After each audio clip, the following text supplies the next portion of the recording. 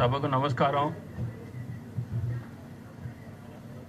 సరిగ్గా 50 ఏళ్ల క్రితం అంటే 1974వ సంవత్సరం మా నాన్నగారు మా దివంగత అన్నగారి పేరున శ్రీ నందమూరి రామకృష్ణ గారి జ్ఞాపకార్థం నిర్మాణ సంస్థ స్థాపించారు. అదే రామకృష్ణ సినీ స్టూడియోస్.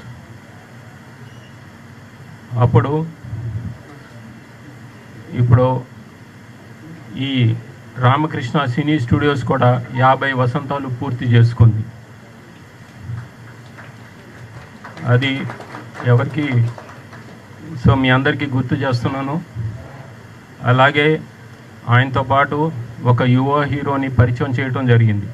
అదే మా తమ్ముడు నందమూరి బాలకృష్ణ గారిని. ఇప్పటికీ 50 సంవత్సరాలు పూర్తయింది. ఆయన ఎన్నో వైవిధ్యమైన పాత్రలు చేశారు, ఎన్నో వైవిధ్యమైన సినిమాలు చేశారు. అటు జానపదం కానివ్వండి, మైథలాజికల్ కానివ్వండి, పౌరాణికం కానివ్వండి, లేకపోతే సాంఘికం కానివ్వండి, ఎన్నో వైవిధ్యమైన పాత్రలు వేశారు ఆయన. మా నాన్నగారికి నిజమైన వారసుడు, నటన వారసుడు అని నిరూపించుకున్నాడు. మా నాన్నగారు కూడా ఈ ఇండస్ట్రీలో ఎన్నో పాత్రలు వేసి, ప్రతి నాయకుడి పాత్రను కూడా వేసి జనాన్ని మెప్పించాడు ఆయన. వయసుకు మించిన పాత్రలు కానివ్వండి, ఎన్నో వైవిధ్యమైన పాత్రలు. అలాగే మా తమ్ముడు బాలకృష్ణ కూడా అదే దారిలో ఆయన నటవారసుడిగా ఇప్పుడు ఆయన వేసిన పాత్రలు ఆయన ఒక్కడు తప్పితే వేరే నటుడు ఎవరు వేయలేరు. అంటే ఈ సాంఘికంలో కానివ్వండి, జానపదం, పౌరాణికం, ఎన్నో పాత్రలు వేశాడు ఆయన. నిరూపించుకున్నారు. ఆయనకు ఆయనే సాటని నిరూపించుకున్నారు. అలాగే రాజకీయంలో కానివ్వండి, మా నాన్నగారికి వారసుడిగా కూడా నిరూపించుకున్నారు. ఆయన హిందూపూర్లో హ్యాట్రిక్ విజయం సాధించారు. మా నాన్నగారు ప్రాతినిధ్యం వహించిన హిందూపూర్ మా అన్నగారు నందమూరి హరికృష్ణ గారు కూడా ప్రాతినిధ్యం వహించారు.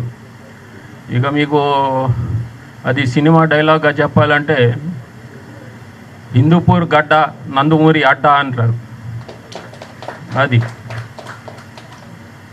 సో ఆయన ఒక రాజకీయ దురంధరుడుగా కూడా నిరూపించుకున్నాడు.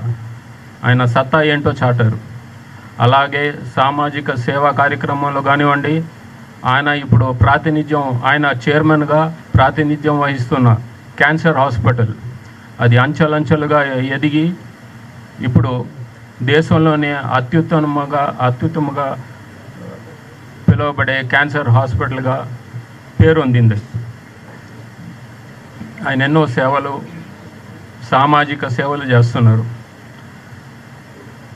సో ఇంకా ఎన్నో చెప్పాలి ఆయన గురించి. బట్ ఇది పరిచయ వేదిక అంటే తెలుగులో చెప్తున్నాను.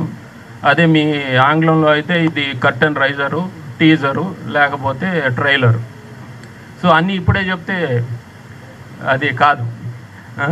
సో ఎలాగైనా ఈ సినిమా ఇండస్ట్రీ ఆయన్ని ఘనంగా సత్కరించాలని పూనుకుంది. అది ఈ మంత్ ఎండ్ సెప్టెంబర్ 1 నాడు చేస్తున్నారు. సో ఆ విషయాలన్నీ ఆనాడు తెలియజేస్తాను. ఇప్పుడే చెప్తే థ్రిల్ ఉండదు. అది సో ఇంకా మిగతా విషయాలు, ఆ కార్యక్రమాలకి సంబంధించిన విషయాలు చెప్పడానికి కమిటీ సభ్యులు ఉన్నారు. వారందరికీ ఇది థ్యాంక్స్. జై ఎన్టీఆర్, జై హింద్.